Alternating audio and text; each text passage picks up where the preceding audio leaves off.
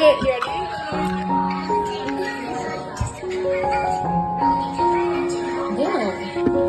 can tell. Okay? I probably just opened this video with that video of Madeline Soto's last birthday. Her last birthday party, she turned 13. She was over her grandma's house. If you can tell, she was wearing that blue dress, that famous, beautiful blue dress. I'm wondering if blue was her favorite color. The one she had, the same ones in the photo and the other video we've seen. This one, she seems, I don't know, more relaxed.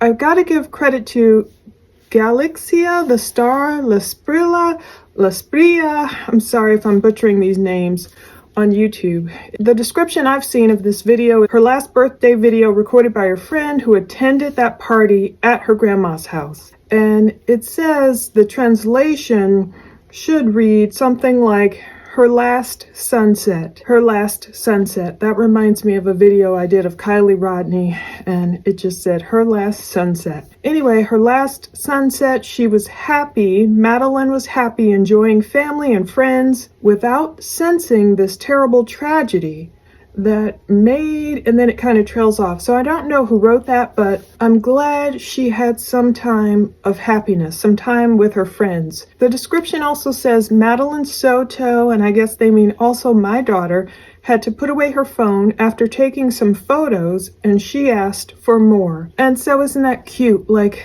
an instance, an opportunity for this young girl to just be a 13-year-old, to enjoy with her friends, taking photos and videos and lighthearted, beautiful humor, just being a little girl, instead of the horror that her alleged stepfather put her through in taking those type of horrible videos, which we won't get into. Now, many of us probably just watched that press conference. If you didn't see the presser, I have it. I'll put it at the end of this video. I captured almost all of it. Unfortunately, someone called me while my phone was on Do Not Disturb, and it kind of interrupted the screen recording, but I think I captured all of it. Even though most people are talking about what we didn't learn, Chief Betty Holland, what she didn't tell us, I think she told us a lot, and I think, like my mother used to say, there's a method to her madness. Most people are saying, why even give a presser? Why not just update us with a tweet? Why did you, if you're not telling us anything? I think there's plenty she told us if we read between the lines. So let's kind of go over that, and then I'll let you watch the presser. In the meantime, I'll try and put a bunch of videos and photos of Maddie. Thank you to that viewer who emailed me and told me where to find these. You know who you are. I know you like to remain anonymous, so I won't say your name, but thank you.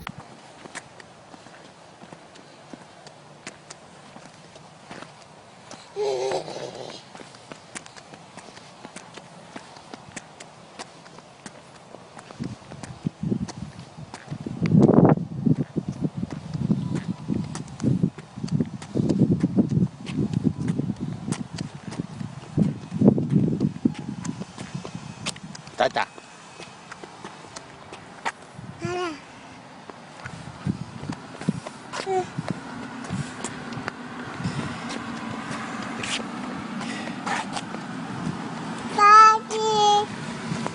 Bye. A bunch of photos and videos of Maddie just when she was little, growing up, being a girl, just dancing with family, just speaking in Spanish and English, learning her alphabet. It's so cute. I'll try and intersperse those through this video where I can. Some of it I might have to overlay with music or not, have the audio because of the song playing. And we'll talk a little bit about something that made me uncomfortable, but maybe that's just what the lens I'm looking through, because I know what happened. Hindsight is always 20/20. So let's talk about what Chief Betty told us without really telling us. First of all, did they give this presser to kind of make someone uncomfortable, to smoke someone out, shall we say? The stuff I caught, the main questions I caught when that reporter asked, basically, was Maddie the only victim, or were there additional victims? Now, of course, they couldn't confirm, yes, Maddie was a victim of Stefan. They didn't add any horrible charges onto him yet. They're still crossing their T's and dotting their I's. The victim's under 18, so they can't say who it is, but Chief Betty did say, no, it appears this was isolated to the home. Did you believe there are any additional victims? No, it appears that this all was isolated to the home. So that's one way of her telling us, of course, yes, Maddie was Stefan's victim, and she pronounced his name Stefan. That's the way supposedly it's supposed to be pronounced according to Google, but he calls himself Stefan. But anyway, she told us that it was isolated to the home. It appears perhaps Stefan isn't part of some ring with tons of victims, but we don't know all that yet. It is isolated to the home. That lets us know, of course, definitely Maddie was a victim, perhaps only Stearns' only victim. Now, this was interesting. People are asking all about Jen Soto. People were expecting Jen perhaps to even get arrested, to get charges, whatever. I've been checking the court websites. I didn't see her in custody. I didn't see her in VineLink. I didn't see any additional charges, nothing. You know how we went over her traffic violations and stuff and her marriage records, divorce records, family law, whatever, in the last video I made about this case? No, I saw nothing, and I see why. Because Chief Betty said, Mother has cooperated. She did give us an interview. I found that very weird. Mother has cooperated. Okay, good. She cooperated, past tense. She gave us an interview. Does that mean one interview? That seems wrong. That seems like Jen has indeed perhaps lawyered up. Perhaps she's not talking, even though Chief Betty didn't elaborate. You know, she didn't say the mother is talking with us. She continues to cooperate. She said, Mother has cooperated. She did give us an interview. Now, after all this time, Maddie was missing. She went over the facts and all the stuff we know. And then with Maddie being found, unfortunately not alive, Stefan being arrested, don't you think Jen would give the police more than an singular interview? Something's wrong there. So part of me is like, is Chief Betty kind of righteously throwing Jen under the bus? Putting pressure on her to speak? Is that her motivation? There's some reason for this presser happening today. Now, she did say suspect Stefan Stearns has lawyered up. He isn't cooperating. You know, people aren't surprised by that. But when people started honing in again, what about Jen Soto? What's going on with her? Chief Betty said everyone close to Madeline is a suspect until proven otherwise. Now, that's heavy too, and of course they're taking their time, and of course Jennifer is innocent until proven guilty. Again, I haven't been one of these people who's trying to steamroll over her without evidence. I'm just wondering, first of all, why hasn't she given multiple interviews to police? I mean, look at Nicole Kessinger in that case with the horror of the Watts family. Chris Watts doing what he did to his wife and all his children, getting rid of them. I mean, Nicole Kessinger had, I can't even count how many interviews. The ones in person, one in the park, one in one police station, one in another police station, and all the phone interviews. Wouldn't Jen Soto have provided police multiple interviews by now? That's what's strange. Now I know innocent until proven guilty, and if Jen has lawyered up, of course, the lawyer would tell her stop talking. That's what Stefan has done. He has stopped talking. He's not cooperating. But I feel like, in a way, Betty, was Chief Betty telling us, okay, Jen is still looking sus without saying it? Was it a way to put pressure on Jen? Public pressure?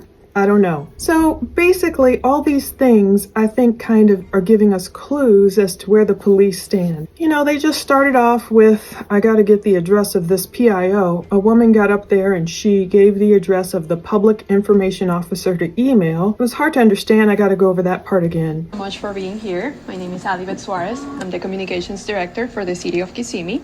Chief Betty Holland will be providing remarks about the progress of the investigation. After that, she will open the floor for questions.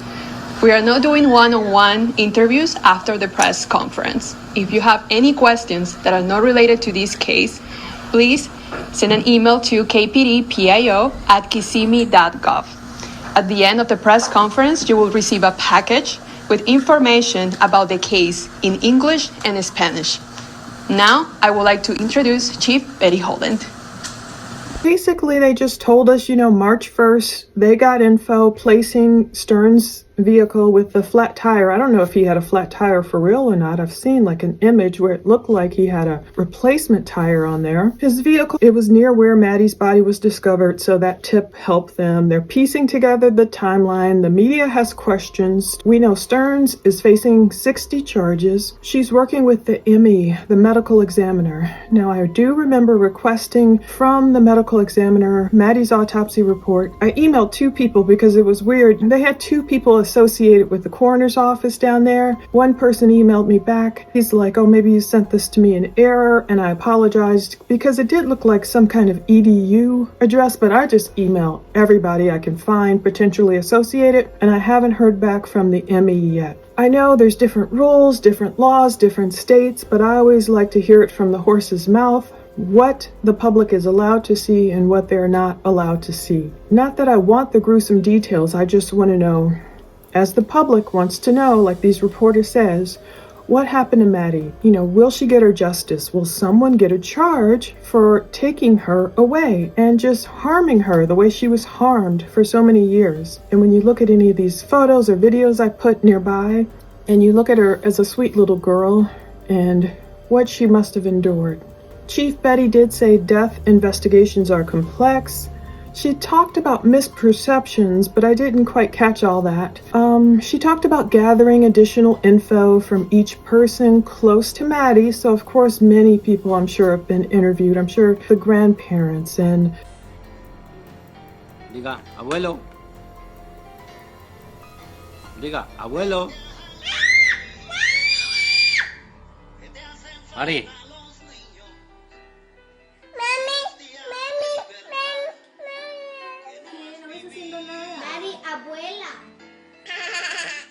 Diga abuela. Celeti. Llame a Leti. Llame a la abuela. Abuela. Abuela. Abuela. Llame a la abuela. Llame, abuela.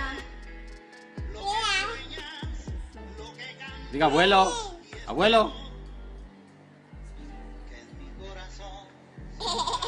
Llame al abuelo. Con la presencia de varios presidentes de Colombia, su familia, miembros del gobierno y la fuerza pública, las cortes, colaboradores de su Leti, no hagas noticiero y eso porque ya se va a colegas poner a periodistas. molestar ahorita. Diga, abuela. ¿Qué es eso? Dame. Diga, gracias. Llame a Leti. Diga, Leti. ¿Dónde está la Leti? Where's Tuti? Me Titi, right? Me Titi? Me Titi.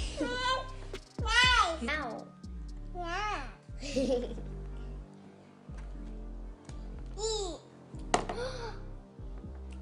Mari. Diga, abuelo. Diga, abuelo. Uh-oh. Fun. Abuelo. Uh-oh. Fun. Fun. Ahora la va a tirar todo el tiempo.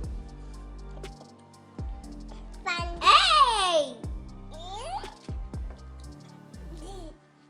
Fun.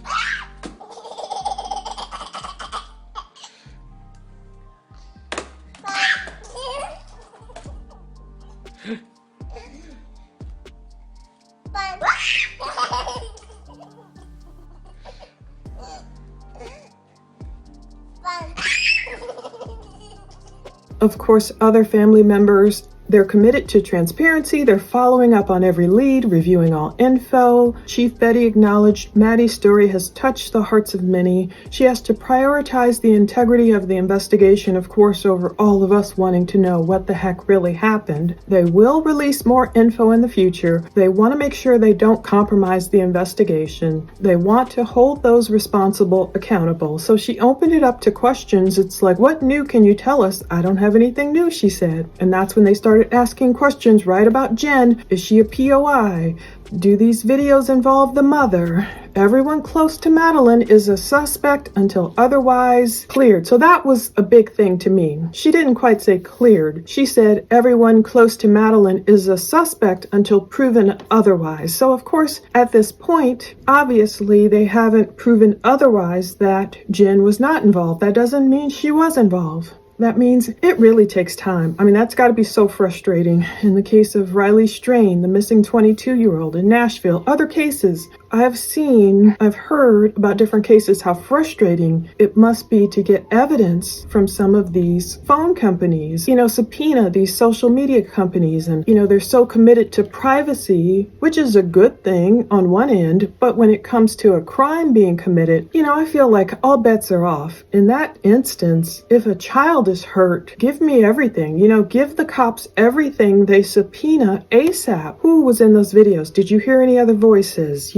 At least thankfully they were able to get what they got. That Celebrite probably download worked, or maybe they got it from the cloud. Who knows where they got all this stuff, but thank God Stefan's factory reset his accidental factory reset did not work. So wherever they got that, they're talking about it being sensitive and intricate. They have to uncover facts and evidence. They don't want to put a timeline on it, which I understand. They didn't even give us a manner of death. They're still waiting on that report. I suspect it might end up being strangling or asphyxiation or something like that. Who knows? It could be potential drug overdose. Or, Stefan did have that love of weapons you can see on Reddit. So I don't know if he did something like that. Now they were asking, was Maddie's life taken in the home or somewhere else? And Chief Betty said she's not going to speculate. So even though she said the misuse, for example, was isolated, no other victims, it was pretty much isolated to the home. I'm assuming she means no other child victims. I don't know if Jen was any kind of victim of Stefan or not. Did Stearns work alone? She didn't want to speculate there. Has Stearns said he worked alone? No, she said he's invoked his right to a lawyer, so they haven't spoken with him. She, any updates, she doesn't want to rush her detectives. Makes sense. Mr. Stearns isn't going anywhere. He's in jail, will be there for a while. And maybe that was another point of this presser. People are coming up with questions every day. What's the update? What's the update? When are more charges going to be added? Is Jen going to be arrested? What's going on? Okay, with all of that going on, they want to put something out there. But Stearns will be in jail for a while. The counts he has now are serious enough. So maybe part of this presser was like, calm down, public. We've got this. That's the stance we have to take on some of these cases. I mean, look at Koberger's case out there. Who knows when that'll go to trial? I've seen some of the programs I watch. I mean,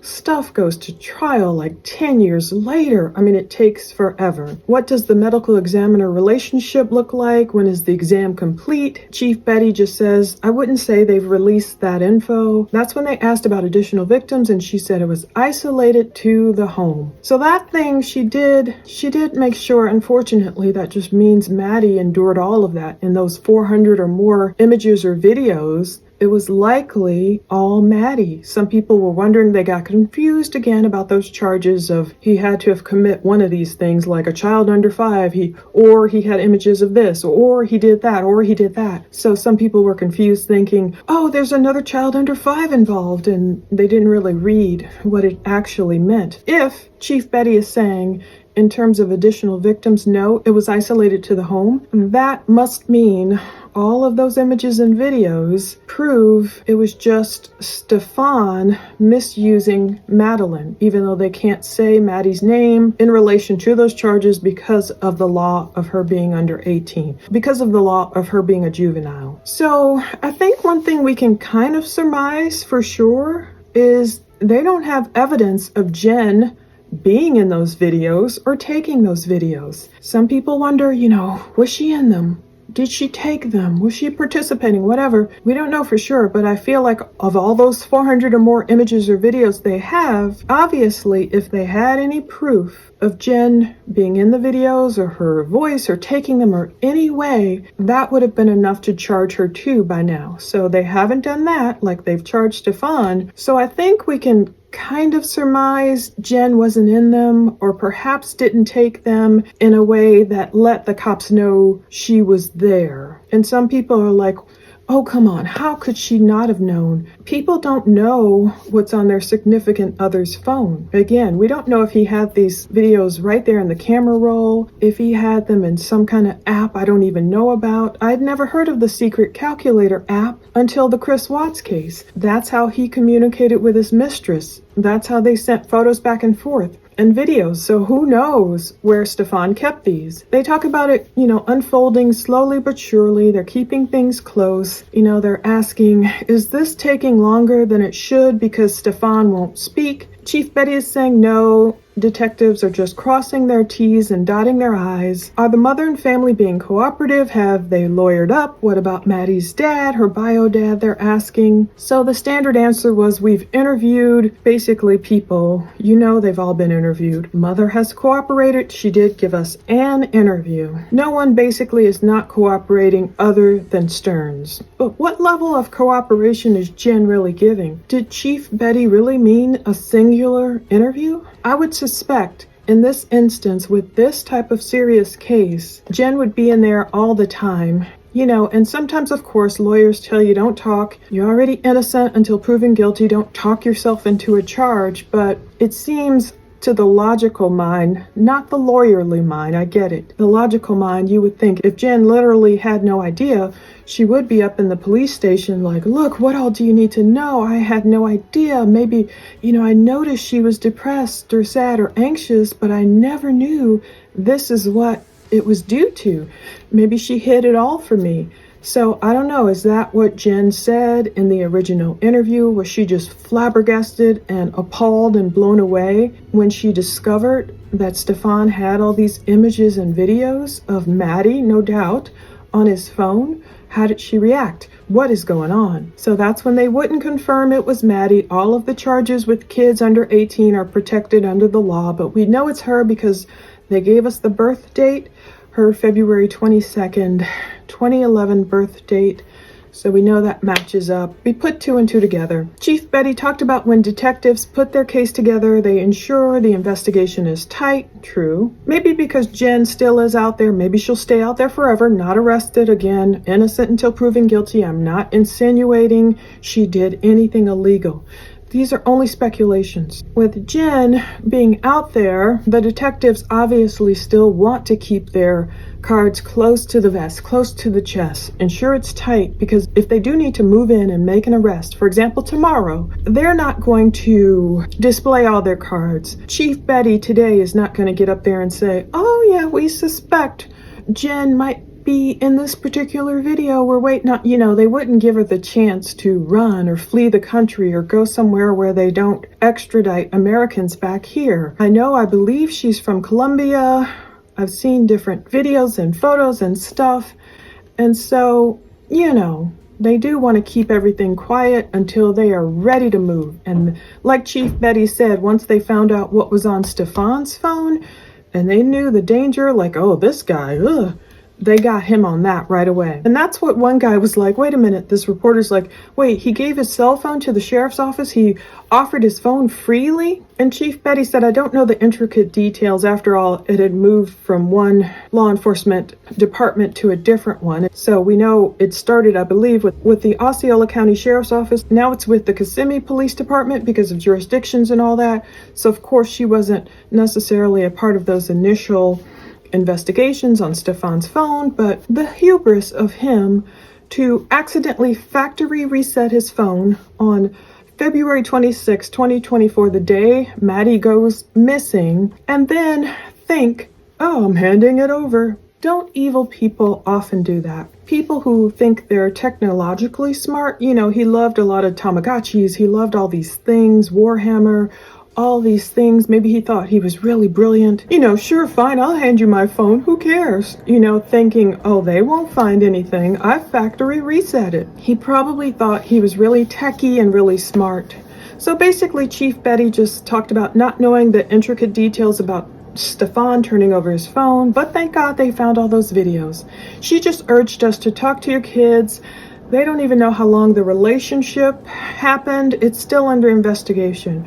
And I know my last video, I kind of thought they met in 2018. I do still believe they began dating in 2018, but internet scuttlebutt tells you they may have met in 2016. So part of me is like, oh, wait a minute. Jen was just still married or starting to get divorced. I'm like, but I think, if I'm not mistaken, they might have been friends. I don't know how they met. I don't know if they met at Disney. I don't know all those details, but sometimes you can learn a lot more from the internet than you can from pressers. But still, either way, I think they started dating in 2018. And I just think of just how young and precious and innocent Maddie was, and just to be so put upon by a monster at that young age. And all of it just blew me away, especially when I saw that June 20th, 2019 photo of Jen, on Insta. They're all chilling in the pool and Maddie is on Stefan's shoulders. And, I just have to give her the benefit of the doubt. I have to stay in the middle. I have to be impartial like a juror until they give us more solid evidence. I need solid evidence of what Jennifer knew and what she didn't know. I'm not going to burn her at the stake or, go after her with pitchforks and everything just to know what the heck happened. Some people, of course, are very angry for Madeline's sake, what she had to endure. What did her mother know? Did her mother not protect her out of ignorance? Did her mother willfully do anything, participate? Or did her mother put this man over her daughter in terms of caring about her? We've seen all kinds of cases. I'm getting all kinds of comments. People are on one side where it's like, leave Jen alone. She may not have known anything. Unfortunately, people who've been through similar abuse and they say, I didn't tell anyone. I didn't tell my mom. She didn't know. Other people are like, look, my mom knew and she just didn't protect me. And other people are just like, how could she not know? So we won't know until the cops get all their evidence, and then we'll know. I'm sure through Jen's phone, they can find her conversations, at least any photos and videos. Obviously, at this point, as of this recording, Thursday, March 21st, 2024, they don't have enough to arrest anyone else in relation to this case that we know about. It's still under investigation. It's a really big case. What has the department learned? I believe was the last question someone asked. Chief Betty said it's a tragic event. It's up to us, each family member with kids, report each suspected event of abuse and let law enforcement investigate. Now, that was telling too. It's almost like she's kind of telling us some things. Each family member with kids report each suspected event. So I'm wondering if throughout these interviews, some people in hindsight, they might be saying, you know what, Stefan did act really weird around Maddie. Or now that you say it, why was Stefan talking about missing Maddie? Or, these types of things that we've heard in different interviews with Stefan's friends. Maybe in hindsight, they're going, well, yeah, maybe this was a little weird. Like Jen and Stefan broke up. Why did Stefan want to keep this relationship with Maddie? Yeah, and he could have manipulated her into thinking, oh, this is the way, because kids don't know. Children are innocent. They come into this world and they don't know how families operate. And so if Stefan gaslit and misled and so harmfully taught Maddie, oh, this is what love means, or whatever, who knows what he told her.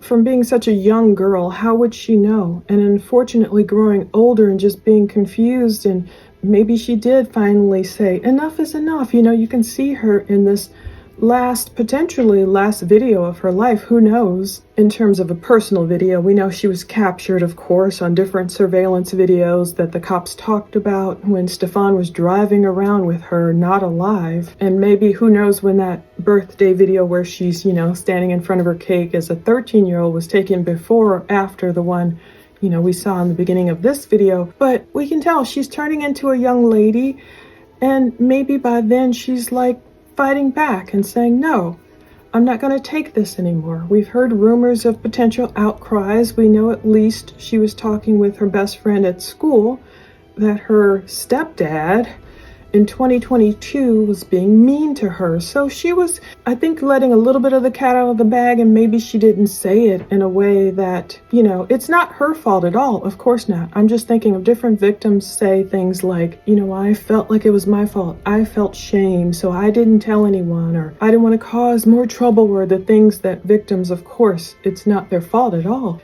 It's just sad. And so I'll see, I don't know when I go edit this what I'll include, but there are videos you see Maddie just growing up as a little girl and learning Spanish and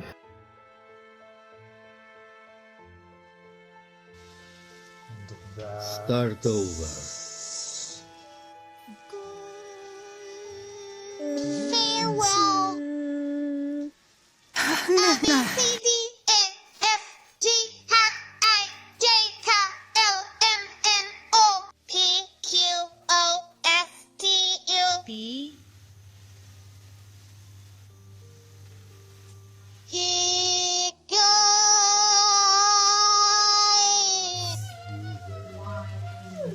Why? Goodbye, Adolf.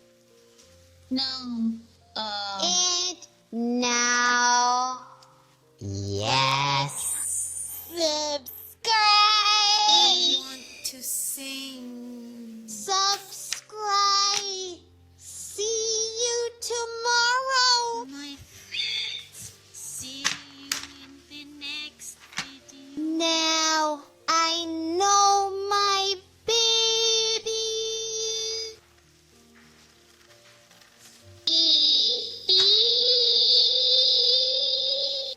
Now my ABC. Next, I'll use my E. Now tell me what color your eyes are. Subscribe and hit the bell. Goodbye.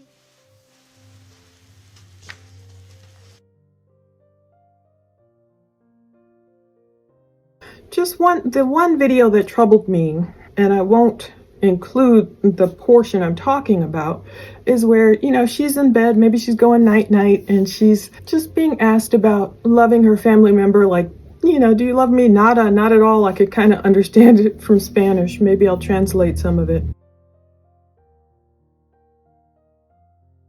You know, do you love me a little bit or a lot or whatever? And it's really cute. If you're looking at it through innocent eyes, she's like a little girl. She's laying back. I don't know how old she is, but she kind of lays back and her skirt's up and she has on her little undies. And I'm just like, whoa, you know, it's just looking at it through this lens, through my eyes now, it's inappropriate. But I'm not saying the person who took the video did anything inappropriate at all. I'm just saying you have to be so cautious. Like when Facebook first came out, you know, my kids and their little friends were on their slip and slides in their swimming suits. And my other friend who's a photographer has a really lovely camera and she took all these great photos and, you know, posted them. And I was like, oh, it's cool to have them now, those photos. But I'm like, the kids are in their swimsuits.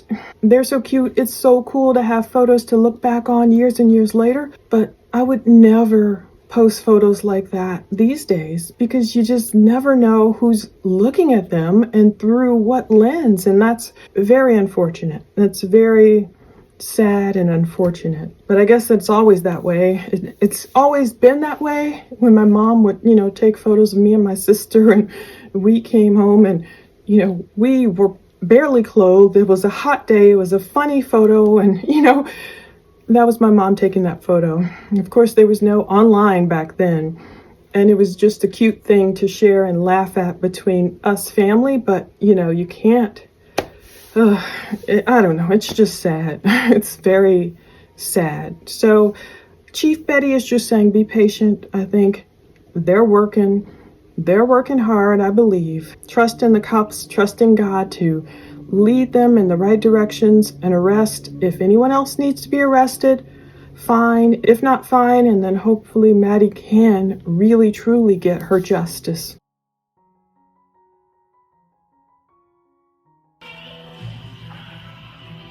And we'll see you in the next video. See you next time. Freedom of expression.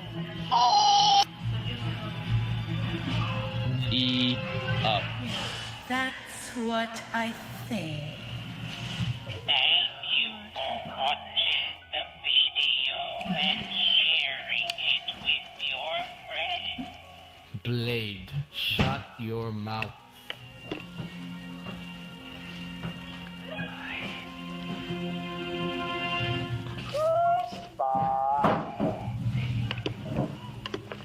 Ezekiel 20:20, sanctify my Sabbaths and keep them holy, and they shall be a sign between me and you, that you may know without any doubt that I am the Lord your God. That's what I've been trying to do. Workaholic that I am, I've been trying to observe the Sabbath and kind of chill on Sundays. And I'm like, Lord, how do I do that? Thank you so much for watching all this. We'll see. Even though, it might have been a big letdown today, that presser, I'll just play it all next, coming up, as much as I caught. And all the comments people were making on the Kissimmee Police Department Facebook page as it went along. I'll play that, but who knows? It doesn't mean that we won't have some surprises. Tomorrow's Friday. There could be a felony Friday arrest tomorrow for all we know. Or it could take months and months and months from now, just one day. And we'll get the news and we'll see. And prayerfully, Maddie will get her justice. Maybe she can be a symbol to help others going through this, speak out and find a trusted person, or even if someone's living in the home with someone they suspect might be doing this to a child, just encouraging them to go to police and they can get that evidence and have that person put in jail. Thank you so much for watching.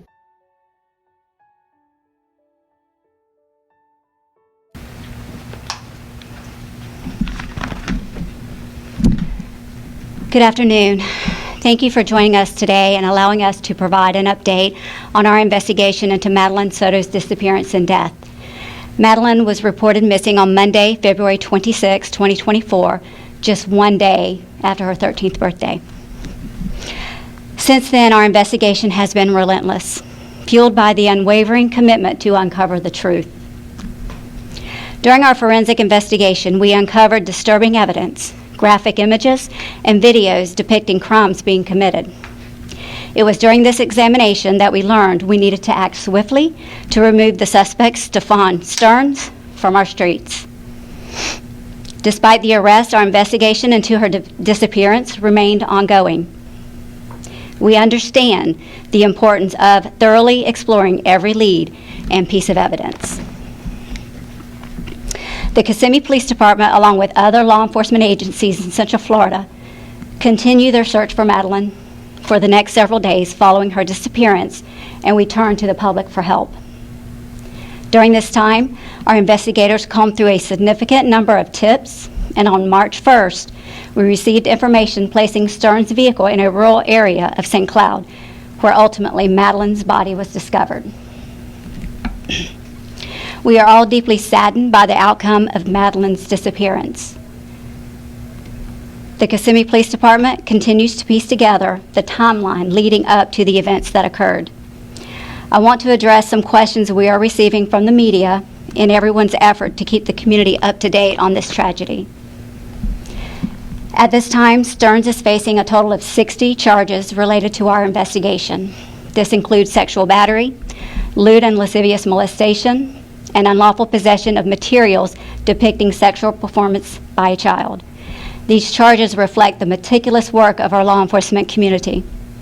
Our detectives also are working closely with the State's Attorney's Office for the 9th Judicial Circuit and the Medical Examiner's Office on the investigation. Death investigations are complex. Tasks like forensic analysis and thorough interviews are crucial and require careful attention. It is vital to address these misconceptions in the pursuit of justice while preserving the integrity to the case. During an investigation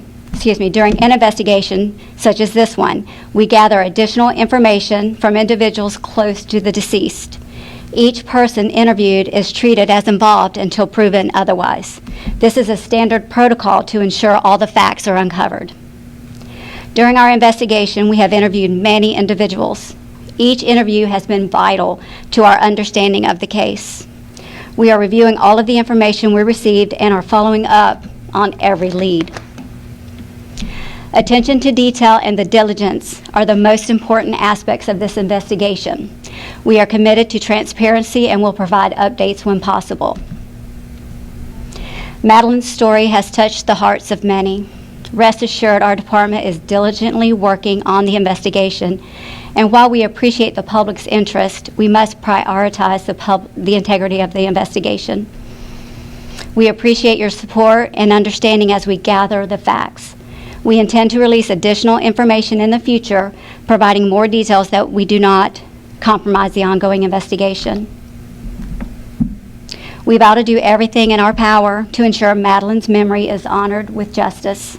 Our detectives are dedicated to pursuing every lead, uncovering every fact, and holding those responsible accountable. Now I will open it up for any questions. Chief, I have a question. We know that you're working behind the scenes during this investigation to make sure everything is in order, but what can you tell us new today that we don't already know?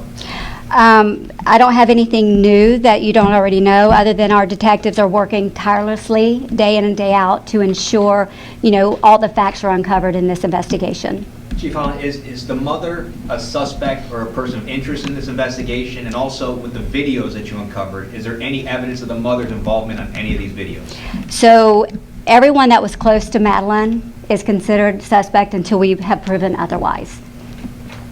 Chief, how close are we able to know what actually happened to Madeline Soto? Well, this is a very sensitive and, it's very intricate. We want to make sure that we uncover every single fact and all the evidence before, we don't want to put a timeline on it, basically, because the detectives are very meticulous in what they do, and we want to be sure that everything is uncovered that possibly can. Chief, can you release any information about the manner in which Maddie died at this point? No, ma'am. We are still waiting on the medical examiner's report. Chief, do you believe Maddie was killed inside of the family's home or somewhere else? We're still uncovering all of those details. I'm not going to speculate on that until we have the facts. Chief, can you tell us if Stephen Stearns acted alone in all of this? We're still uncovering all the evidence. I don't want to speculate whether he was or not. We will wait until the investigation, is completed to make that determination. Has Stephen Stearns said he acted alone, or what has he said in interviews with you? Since we know he's in jail. Yes. What has he told you about other people's involvement, if any? He has invoked his right to a lawyer, so we have not spoke with him. Is there any time that you can expect an update for us? The public is asking every single day, and we understand that you're working on the investigation, but we would like to give them something. I don't want to rush my detectives. I think it's paramount that they take their time, and Mr. Stearns is not going anywhere. He's in jail and he's going to be there for a while, so my detectives, I want them to be, just look at every single detail and make sure, but I don't want to give a timeline at this point. Chief, you mentioned you're working closely with the medical examiner. What does that relationship kind of look like, and what information are they able to release to you before that exam is complete? So, not really. I wouldn't say that they've released an information. We depend on the medical examiner's report for our report, so we're going to have to wait until they release that report. Do you believe there are any additional victims? No, it appears that this all was isolated to the home. I'm still trying to get a sense of things. Do you still feel like you have more questions than answers at this point? I think our questions are being answered slowly but surely. For the integrity of the investigation, we have to, keep things close until such time as we hold those accountable for her death. Chief, do you feel like this is taking longer than it should because Stearns is not speaking? No, I just think that, sometimes these investigations are just very lengthy. We know that he is in jail and he is not going anywhere. So the detectives are just making sure they cross the T's and dot their I's. They want to put together, a foolproof investigation. Chief, is the mother and the family members being cooperative and answering questions? Have they lawyered up? And also the father of Madeline, who is not a Florida resident, is he a part of this investigation, or at least being asked questions? We have interviewed all those family members that are close. Mother has cooperated. She did give us an interview. So there's, no one is not cooperating other than Stearns. We know that the crimes were committed in the home. We also have, the date of birth of the person, but we have not confirmed that that is Madeline Soto. Would you be able to confirm that information for us? Right. So all of the charges are with children under the age of 18, and they are protected. Their identity is protected under the law. So it's going to expect.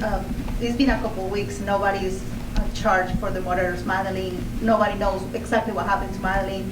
we can expect in the couple days someone's gonna face charge for the murder of Madeline Soto? When the detectives put their case together, you know, like I said before, they want to ensure their investigation is tight. We're working, you know, hand in hand with the state attorney's office to ensure, you know, every piece of evidence is revealed and uncovered. So I can't put a timeline on when that might be. And Chief, with his cell phone, there's just one thing to understand here. So he originally went to the Orange County Sheriff's Office. At least that's what we understand. He gave the cell phone to the Orange County Sheriff's Office. The Sheriff's Office then found something on his phone which led to an arrest. In the arrest affidavit from Kissimmee PD, it says he offered his phone freely to Kissimmee PD. Can you kind of explain how that happened? Because I just have a tough time understanding how somebody who's been arrested for something on his phone freely gives a phone up again. Well, I don't know the intricate details of, I do know that the Orange County Sheriff's Office and Kissimmee Police Department were working hand in hand, you know, during speak on exactly how that happened, but it's not uncommon for us to ask someone if they want to, you know, give up their phone. Chief, is there anything in particular that keeps you up at night regarding this case? Well, a lot of things keep me up at night. You know, my takeaway from this is talk to your children, families, talk to your kids. Know that there are agencies out there, the abuse hotline, Help Now, you know, that people can report suspicion to. And I would encourage mothers and fathers to have those conversations with the kids and be aware. Last question. Had you guys investigated this family before? Not for anything like this, no ma'am. I'm sorry, can we just confirm how long that relationship was, the mother and the stepfather? That is still being under investigation. We're trying to get the timeline for that. Chief, I have one more question. This is a case that became really big out of nowhere for a lot of people, but what has the department learned through all of this so far? Well, this was a very tragic event. You know, I think that, like I said earlier, it's up to us, up to each family member to have those conversations with your kids and report any suspicion of abuse to your school resource officer, to you know, an adult that's a trusted adult, to any police officer that's out there. So just report it and let the law enforcement community investigate. Okay. Thank you.